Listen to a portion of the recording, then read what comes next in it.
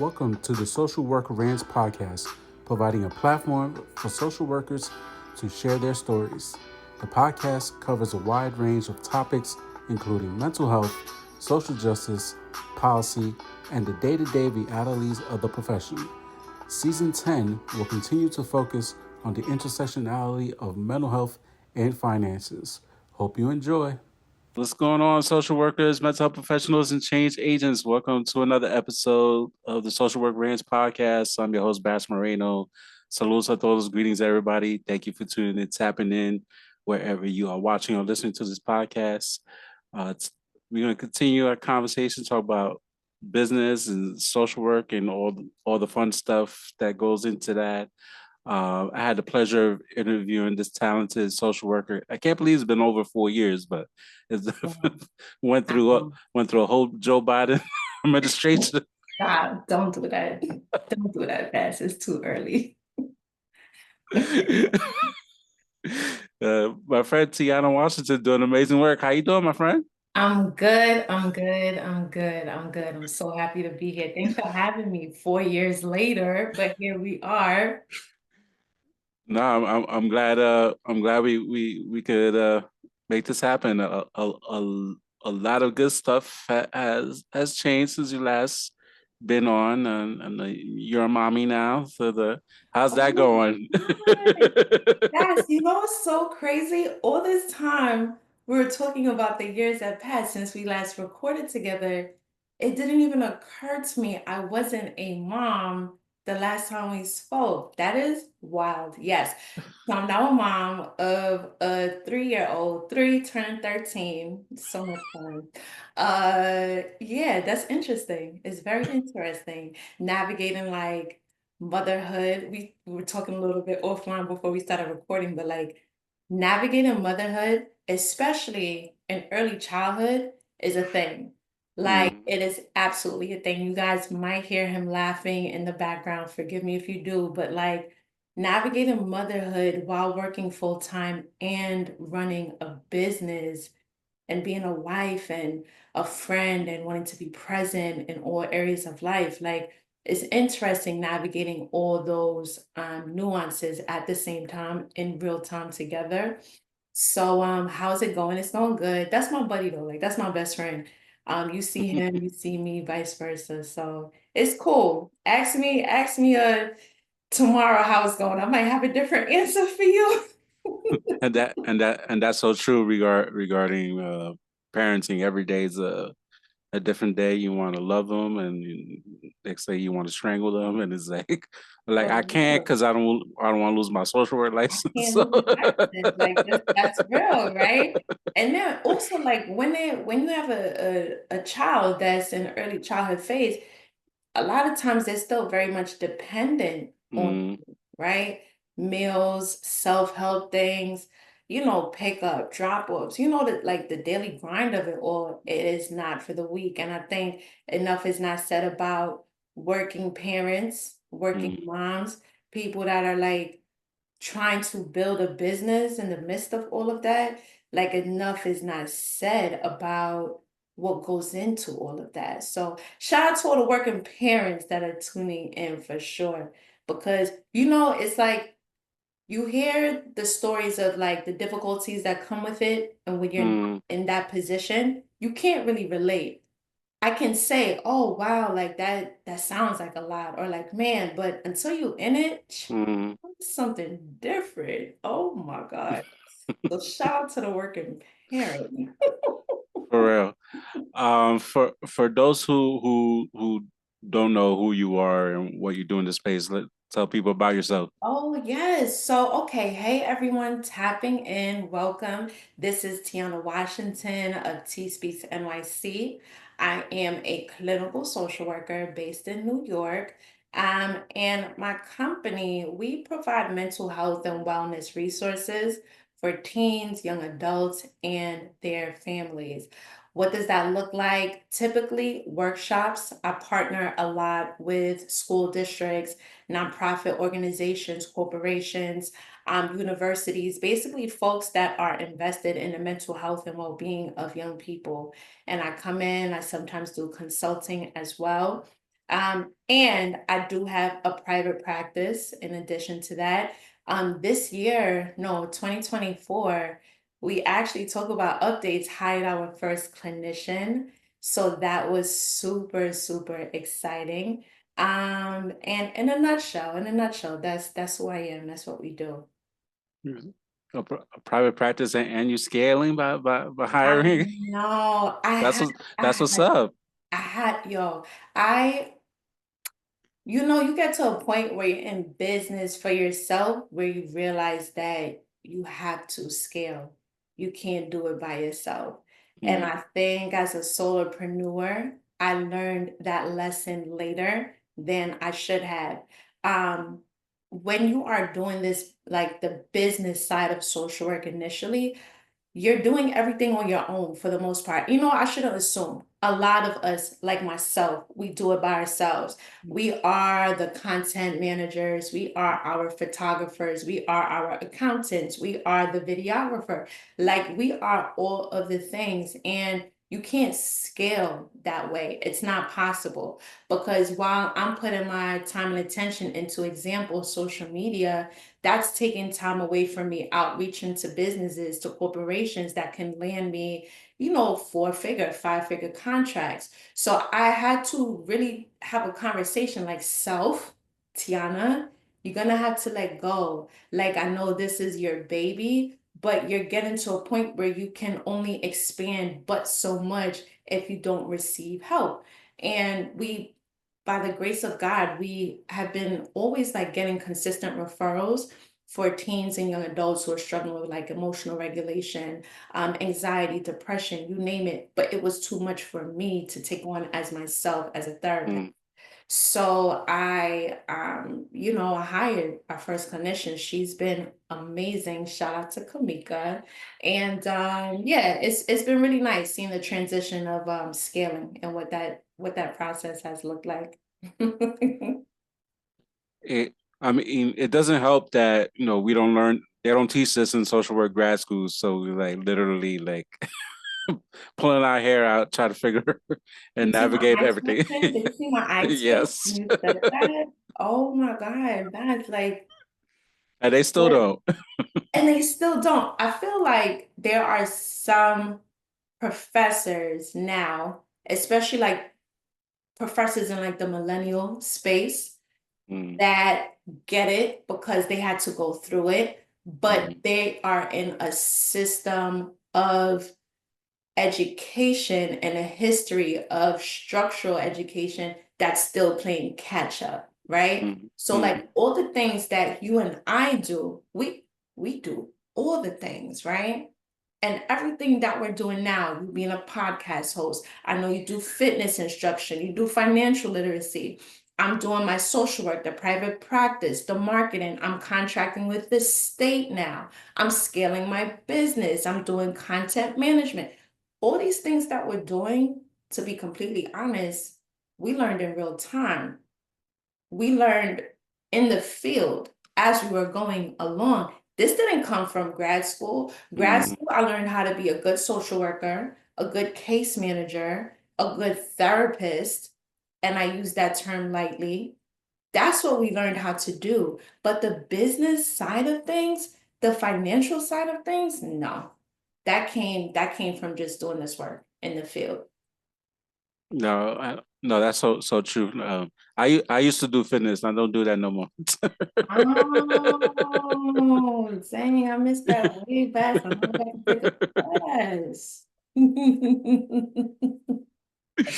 It's um, true though, like the yeah. entrepreneurship side Mm, of things, I really wish, like, if I could, looking back at my social work trajectory, I wish I had learned more about entrepreneurship when I was in grad school because so many social workers that I meet now are entrepreneurs that are just mm, utilizing our clinical skill set to leverage these business opportunities, right? Like the two go mm, hand in hand. So I became a TikTok girly very recently, right? And the folks that I'm connecting with on TikTok are very much into like the business side of things. How did you start your LLC? How do you get featured in magazines? How do you leverage contracts? How do you leverage your worth when you're having these combos? When you learn that in grad school, are you kidding me? No, not at all. So it's a different time that we're in, but I love that we are like the new face for social work to show Mm. these incoming like social work students like, nah, it's possible. If you want to do private practice, great, but if you don't, that's great too, you know? No, yeah, absolutely. How how did you navigate like everything that you're doing? You mentioned, you working with the state now. Like, what, like, are there like certifications? I know there's minority business certifications and the minority women certifications. The different type of certifications people could get as business owners. Mhm. And even then navigating that aspect is a Mhm. lot to it because Mhm. they don't even really teach you like, okay, you have the certification, like Now what? how to exactly the now what. If I see another Um, if I see another construction contract on the on the damn hold on, portal. hold on. Don't forget cleaning. Don't Yes. forget tech, right? Construction, cleaning, and tech. Those three. I'm like, damn, y'all don't want to hire for nothing else. Okay. How did I get started with that? For everyone that's listening, I very much want you to look into the MWB program, MWBE program.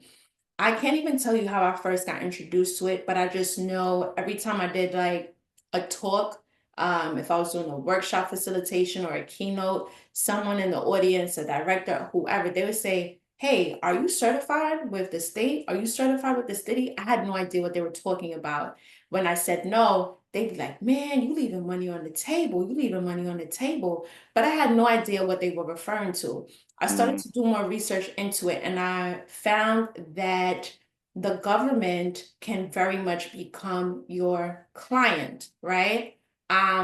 The government can become your client in a sense of counseling, wellness, therapy, mental health education. There are government entities that purchase those type of services. So, for example, if you are a mental health professional and you are contracting with folks and you're contracting for a few hundred or maybe even a couple $1,000s, when you contract with the state or the city as an NWB, those opportunities now become 4, 5, 6, sometimes 7-figure deals, right? So you can, and this is public knowledge, you can go into any mm, that's public facing and you can see some of the bids that are out there, and there are a lot of lucrative bids that they call them procurement opportunities that the government is currently seeking out for mental health professionals. To Bass's point, and let me back up, there is there's a lot that goes into it.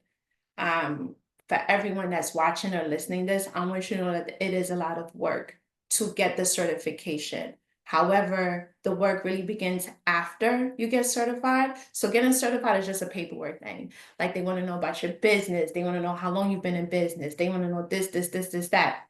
Once you establish that, you submit your paperwork, then the fun begins, right? Because now you have to leverage your certification within these different government agencies. So in the same way you look for a job like a 9 to 5, you're doing that, but for your brand, for your business, for your LLC in this government world, there's no playbook for this, right? There's no class for this. There's no, hey, you're certified now. Here are these procurement opportunities, et cetera, et cetera. So you really have to be intentional and strategic about finding the opportunities. What I personally, I did a few things. I don't know, Bass. I'm about to give you all my gems, Bass. I did a few things.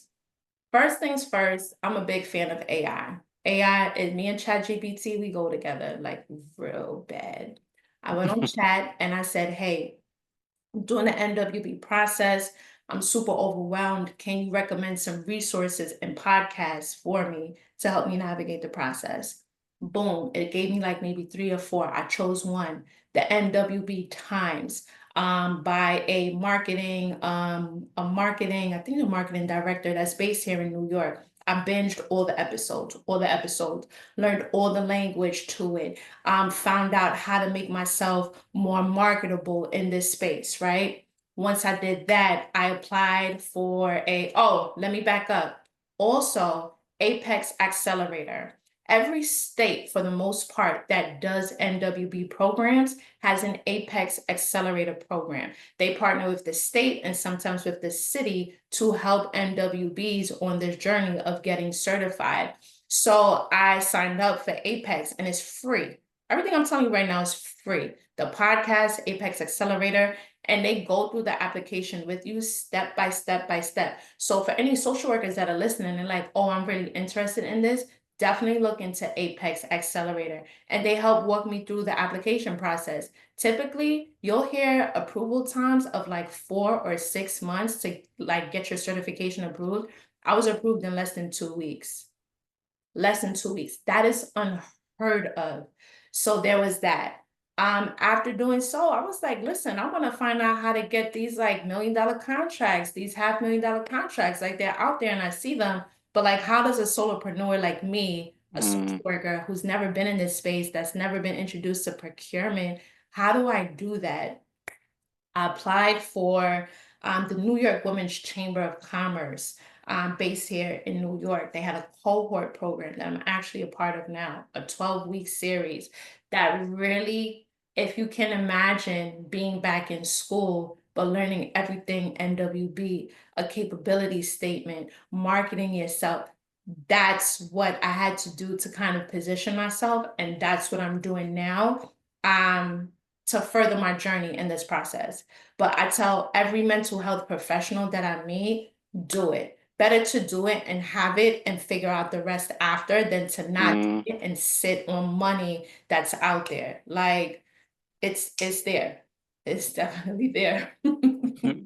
No, I definitely see that when and you all the game that you just spit right now is like, oh yeah, I got to send a couple of emails out. And you just reminded me I got some homework I gotta play catch up on that. Yes. That because Yes. and it's funny, you got to also make sure that you on because you're certified, you got to make sure that your business is listed on the website as well. Correct. Correct. Correct. And you also have to not get lost in being certified with every entity. What do I mean? I'm in New York, right? In New York, you can get certified a number of ways. You can choose, what I'm saying is choose who you want your client to be. Do you want the city to be a client? Do you want the state to be a client? Because those are two different entities. Or do you want the feds to be a client, right? Okay. City, state, feds. You can also do municipalities, county, Counties, exactly. like Nassau County in Long Island. That's where I'm at right now. Suffolk County. A big misconception is once I'm certified here, I'm certified everywhere. No, you are not. Every entity has their own portal. The city has their portal, the state has their portal, the feds have their portal, and each portal has different opportunities for them. So I always say before anybody like jumps into like MWB world, understand what entity you want to be a business. And how do you decide that? Research city agencies, research state agencies, use ChatGPT. Ask her, these are my services. This is what I do. This is what I provide. Can you help me identify city and state agencies that are aligned with what I provide? Take a look at what she says. Notice how it says she, because she is my friend. Look at what she provides for you and then decide who do you want to go after. If you want, I know people that have gone after all three. They can absolutely do that. But then what I find is they're kind of all over the place because now you're trying to find opportunities here, opportunities in this portal. It's a lot. Start small if you can. Get a business coach, get a business mentor that's familiar in this world. Look into free programs because there's a lot through the city and the state. And yeah, get this money. Like, there's no reason we should be fighting for scraps as mental health professionals. Absolutely not. I've seen a bid where a mental health professional was awarded, I think it was 25K, maybe 32K, contracting with the state, and she was a solopreneur. I was like, girl, we need to talk. There's money out here, but they don't Mm-hmm. tell you that. You don't Mm-hmm. learn this in grad school. Grad school is be a good therapist, be a good case manager, and that's it. No, the world is so big, the opportunities are so diverse for social Mm-hmm. workers, truly. And even like join a local chamber of commerce and just and go Mhm. to events, especially as a solopreneur, is like Huge. struggle. You know, with parenting and caregiving is a struggle. Try to carve out the time to Yeah. go to events, but like I know for myself, I got to meet people. Like nobody's gonna know your business, and you're not putting yourself out there. A Also, fact. A fact. I forgot who said it, but I came across this page recently where it was like, show me your calendar for the month and I'll show you your priorities for your life. And I mm, was like, okay, if you are serious about whatever it is that you're getting into, that could be NWB, that could be starting your own private practice, that could be going into consulting. How does your calendar reflect that? What opportunities are you creating for yourself? What events are you going to? How are you making these things happen for yourself? Sometimes you look at my calendar, Baz, it looks crazy. Okay, between my son's schedule, the schedule for me and my husband, the schedule for me, myself, my 9 to 5, you also have to build in a schedule for your business because you have to understand that your business has to have its own dedicated time as well. And if you don't have that, you have to ask yourself, is this a business or is this a hobby for me? Right. And it's not easy. To your mm, point, I'm not saying any of this to say it's easy, but the discipline and consistency that is needed to make it happen is so worth it in the end. For me, my ultimate goal is to retire early. Sometimes people say, yo, you work hard. Like, why are you? I want to retire early. I don't want to be working until I'm like old, gray, can't bend down to pick this up. I don't want to do that. I want to enjoy my time. I want to have financial freedom and I want to be able to do what I want to do when I want to do it for myself and for my family. And like the opportunities are out there. We just have to be intentional about how we do it. yeah, you said the key word, the discipline, and that's something I've been like talking to myself. Like I gotta get back to the discipline of just sitting in front of that computer and using chat or just. Mhm, I just sent out an email out to to my email list today. I gotta send it mhm, out. Like you gotta mhm, make the time to do the work. mhm. Me too, Bass. Listen, there's there's weeks sometimes where I'm like, nah, I don't have it this week. I don't have it in me. And that's just real. Mm, You can't be on 24/7. It's not mm, sustainable. It's not realistic. And we're parents at that, right? mm. And we're still working at that. I can't always be on. And I've learned to like listen to my body. I very much recognize like when I'm doing too much or when I need to slow down, there are those weeks that I build in where I'm not doing anything. But you also have to know like what works for you and what doesn't work for me. I can allow myself to take off some time, but not too much because then I get comfortable in that space. It's like, oh, I can let another week go by, another week turn into 3 weeks, and now you're in a whole nother Mm, season. mm, It's like the balance of it. You have, I think, as mental health professionals who are also entrepreneurs, we get to a point where like, this is the goal, this is what I want to do, and this is how I'm going to take care of myself in the process. Because if you're not taking care of yourself, the business is gonna flop. It just is. You're not gonna have the stamina, the energy, the mental power to do what it is that you want to do if you're not operating at your optimal best, you know? mm. No, I totally agree with that. Which is why I rebranded my business to listen to my body when I was doing teaching Zumba was no longer sustainable, thanks to my left foot. So Mm-hmm. moving on to something else. Mm-hmm. Mm-hmm. Mm-hmm. um, so yet, so you mentioned TikTok, and I know there was like the brief couple days that it was banned, and then it came back, and I was like, I learned the hard way that CapCut was part of, is owned by Oh, the same company too. I was like, yes. Mm-hmm. they took my, I was like, they took my CapCut. Mm-hmm. I was so Mm-hmm. upset. There are a lot of hurt feelings during that time. But how did that affect you in any way? Like, doing like your social media stuff? Um, at the time, not as much because when that whole shutdown, the threat of the shutdown was happening, I was still exploring what TikTok being a part of my social media strategy would look like. So I wasn't really posting as much. I had a few videos up there, but I wasn't really sure yet what direction I wanted to take that page. So when the shutdown happened, I was like, oh, okay, it is what it is. But when it came back, I was like, wait a second, I can really make something here. Because historically, of course, all my social media platforms, my Instagram, my LinkedIn, everything, my primary focus has always been adolescent mental health. That's just what I do. That's my ministry, working with teen girls and their families. However, I've always had this really strong affinity to help other social workers in business because I wanted to provide the knowledge I wish I had when I was Mm, going to school.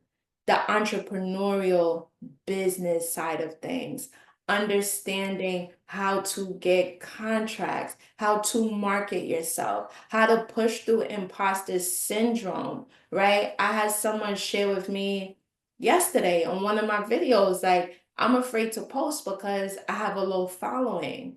And I was like, you got to understand, I got my first magazine feature with Essence magazine, and I barely had 1,000 followers, low engagement. But I didn't care. At the end of the day, you have to separate external validation from the work that you do. And if you are passionate about what you do, you believe in what you do, and you know that you're good at it, the accolades and stuff, they will come. But as mental health professionals, we're human. I think a lot of times we get caught up in like the external validation of things. Oh, I mm, didn't get enough likes on this video. I didn't get enough comments on it. Who cares? Who cares? Because guess what? As low as engagement might be, the right people are still watching. mm, Right opportunities can still come. Bass, I can't tell you how many times I may have posted a video, and this is on IG, that would be considered low engagement, and I got a bag from it, four-figure bag, few $100s. Hey, we're doing an anti-bullying event. We saw your post about X, Y, and Z. Would love to have you come on board. Oh, hey, we're building out this series for parents around mental health and adolescents. Would you be interested? Legit. So I tell people all the time, separate external validation from the work that you're doing. And if it bothers you that much, there's a feature where you can like turn off how many like likes or comments or whatever, so that you can just like get into the mindset of putting out the work. This page, this platform is really a public facing display of my services and the work that I do and what I'm good at. Think about it like that. Toggle off the features that make you feel imposter syndrome or not as confident, and spit that work out, and the opportunities will come. Be consistent with it, they'll come. I think you hit the key word is being consistent, and consistent in the discipline that kind of goes hand in hand, and you gotta push stuff and do it. Mm-hmm. Mm-hmm. Yeah, they're not like the opportunities are not just gonna come to you just because Mm, you are a clinical social worker. or a licensed social worker. Just like being an MWB, the opportunities don't necessarily just come to you. Mm. You do have to put in some work behind it. You do. But if it was easy, everybody would be doing it. No, exactly. Um, how do you practice, the self-care and, you mentioned the calendar and the schedule and it takes a lot of energy to have a 3-year-old. A No, lot. you're still working full time, having your business and being a wife. How do you juggle all of that? Mm, it's hard. I'm not gonna lie, it's hard. I feel like I'm still learning how to do that every day. I'm very much wired to just go, go, go, and it's a gift and a curse. Um, what I've been doing more lately is like setting my self appointments like a month in advance. So like I'll book um a girlfriend's day with my girlfriends a month in advance because once it's on my calendar, it's happening. If I'm talking to you and it's not on and I'm not like writing it in my calendar, it's not occurring. It's not gonna happen. But I'll put in like a girlfriend day. I'll schedule stuff for myself, like a massage or just like a yoga day. I'm really big on like solo time for myself because I feel like so much of what I do is in the service of others. I like to be in service for myself as much as I can. And sometimes that just looks like going to the park by myself, chilling on the bench and like reading a book. If I don't have that time to myself, something I really love doing with my son, as exhausting as motherhood is, there's also this really beautiful piece, especially being as young as he is now. All he wants to do is play. RJ plays all day, right? And he'll say, Mommy, you don't want to go outside. Mommy, I want to ride my bike. Mommy, I want to go in the grass. And I love doing that with him because, as adults, I was on a podcast recently and we spoke about this. We don't play anymore. Mm, Don't. When we leave the house, it's always usually tied to a task, mm, responsibility. We're going to work. We're doing pickup or drop off. We have to do this responsibility or that. I love the idea of like, I'm just gonna play today. Like, let's go have a race outside. That's what me and RJ will do. Our race and went to the stop sign. Let's do some cartwheels. Let's put our feet in the grass and like just ground ourselves to get that is what fills my cup. Because if I wasn't doing that, I know I would be working. I know I would be searching for like procurement opportunities. So it forces me to like put a pause in my day and mm. a pause in my week to like either be in service to myself or like playing with my son. And it's like it's the best. It's the best feeling. No, I totally relate to that, and I got my son. He's in JV baseball, torturing me with his Oh, schedule.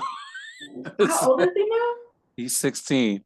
Oh, wow. I got a 16-year-old son and a 13-year-old daughter now, Blessings to you. Wow. and it's literally everything I do from now until the middle of May is going Mhm. around his schedule. You got a game, let's practice, pick you up from practice, take you to practice. It's That's right.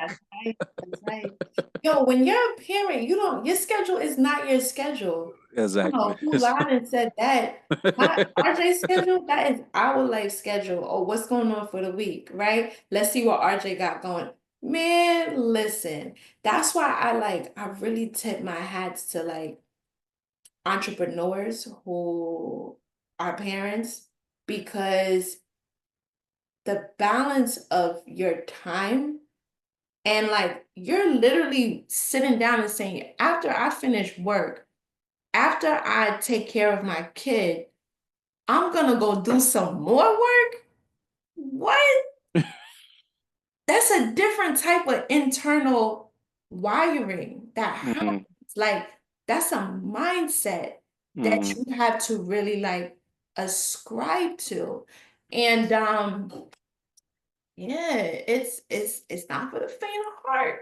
I tell you that it's not for No, the that no heart. that no that's true. And I like if I meet an entrepreneur like and I know they're a parent, like I definitely one of the questions I ask is about that balance or if there is such a thing as a balance in terms of how do you do everything that you're doing plus like Mhm. try to be present, for your child, knowing that you're a parent and so and 100%. just and get some tidbits or just kind of see if whatever they do works for me in my situation and I Mhm. always try to like strive to to do better so there's always that challenge and kind of I think that's the one thing for me as a parent that's where like my imposter syndrome kicks in most than anything and Yeah, then one of the kids will do something like all right I'm on the right track let's go.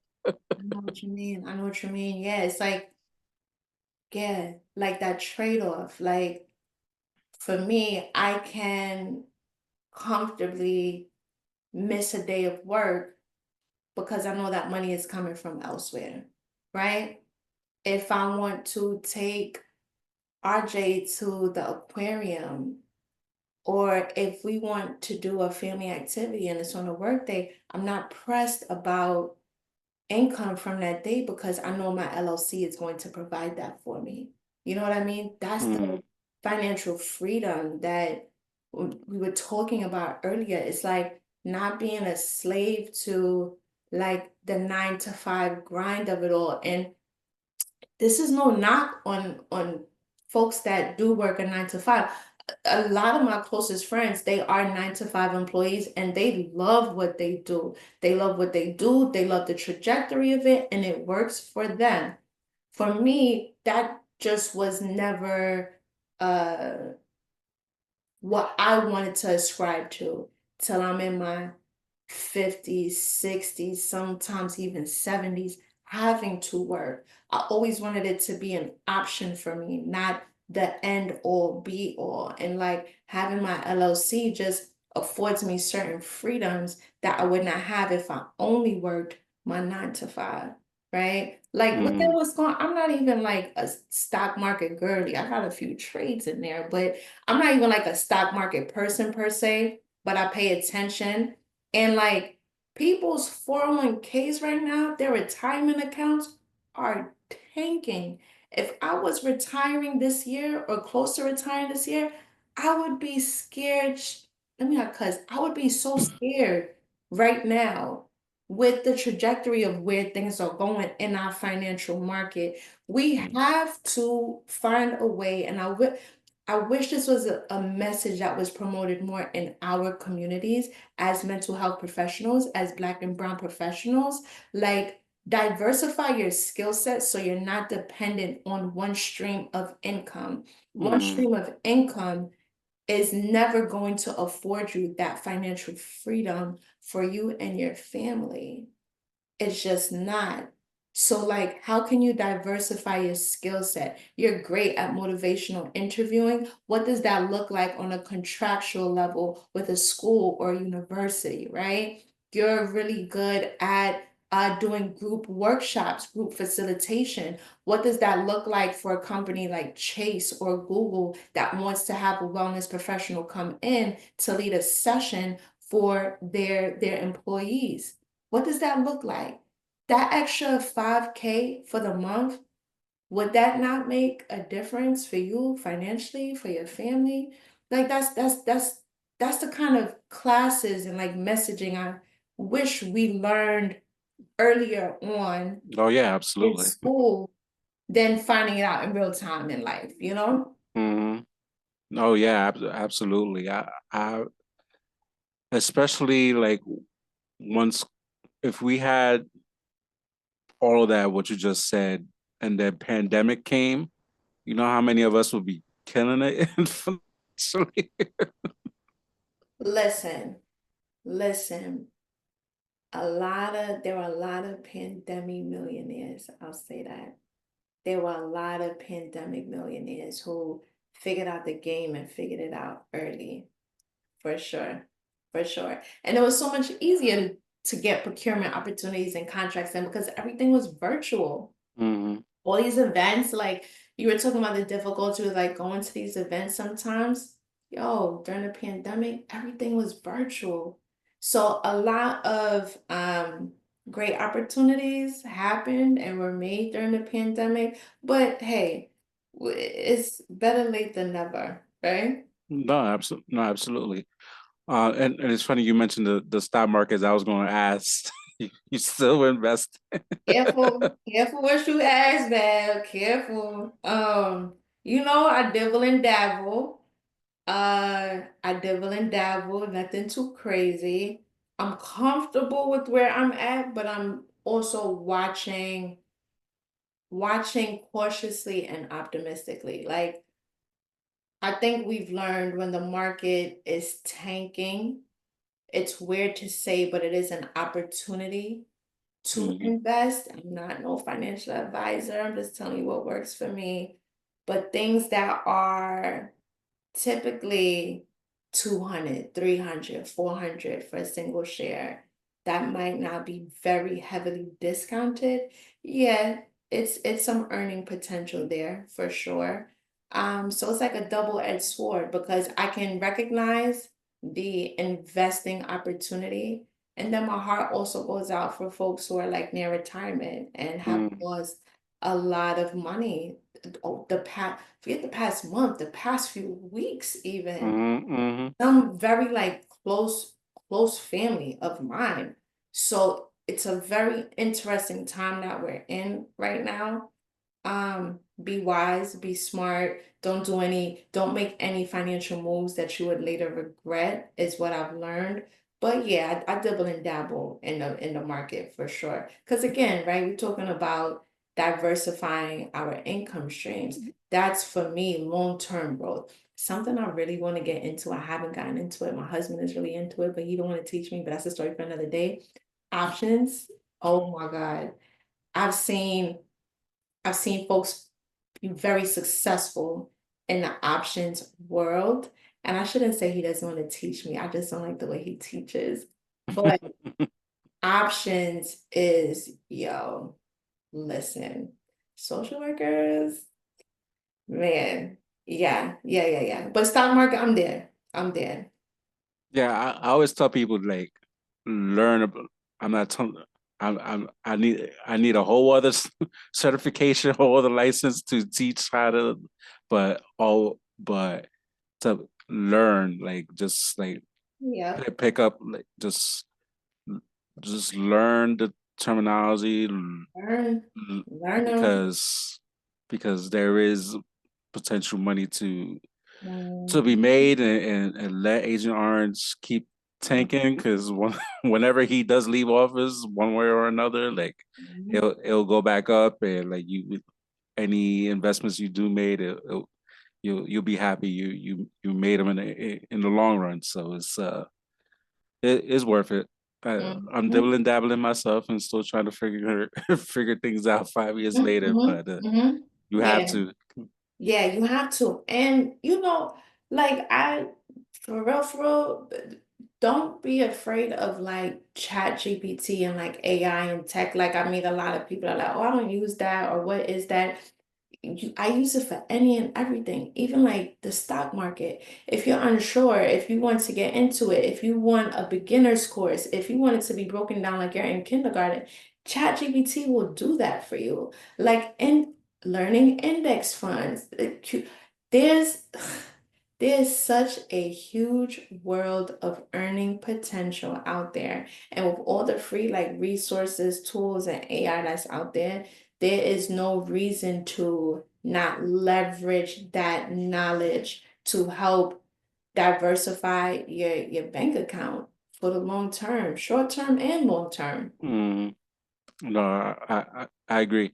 I want to touch on contracting and stuff and all the DEI that's like Oh Lord. how, Hmm. what are you seeing and if at all is affecting your line of work? Ah, I'm trying to choose my words carefully. So In NWB world, have we been impacted by the recent DEI changes? Absolutely. Um, a lot of agencies or corporations that previously proudly supported DEI initiatives like the MWB program are now scaling back their efforts. Some of them have altogether done away with working with NWBs. A lot of them have scrubbed any mention of DEI on their public facing websites Mm, because they are afraid of the retaliation. To keep it totally 100, they don't want to lose money. They don't want to lose mm, funding. And if they are an entity that's dependent on federal funding and the feds are not supporting your program, your initiative, money talks. So, in one hand, you can say, oh, yeah, we support, diversity in the workplace and blah, blah, blah. But if there's no money to back it up, then yeah, you start to see the impact for sure.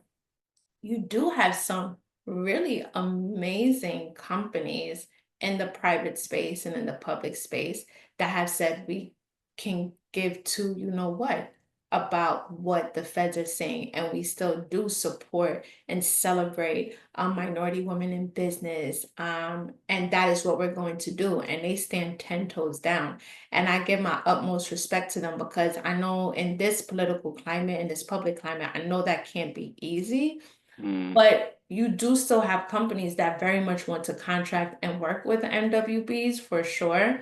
So to answer your question, it's been a mixed bag. I've definitely seen companies, a lot of like private companies that I previously would have contracted with or done business with are really kind of like pulling back from DEI language altogether. But there are local city, Nassau County, I mentioned I'm in Long Island, that very much are like, no, we want to work with NWBs and we are proudly doing so.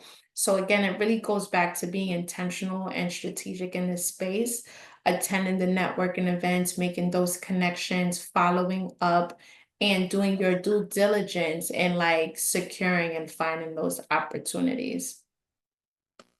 No, that's